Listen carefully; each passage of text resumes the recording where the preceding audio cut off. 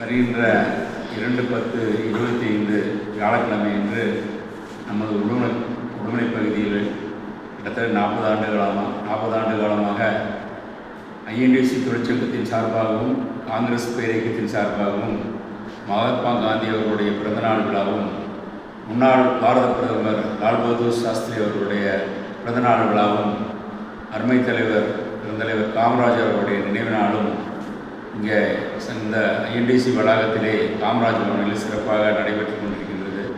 வருகின்ற 2ஆம் தேதி அதே போல் திருப்பூர் தெற்கு மாவட்ட தலைவர் மரியாதைக்குரிய நண்பர் தினேஷ் அவர்களும் கலந்து கொண்டு மகாத்மா காந்தி அவருடைய சிலைக்கு மாலை அணிவித்தும் நேரு பிரான் அவருடைய சிலைக்கு மாலை அணிவித்தும் பெருந்தலைவர் காமராஜ் சிலைக்கு மாலை அணிவித்தும் பிறகு மதியம் இந்த சங்க வளாகத்திலே அன்னதான நிகழ்ச்சியும் நடைபெற இருக்கின்றது.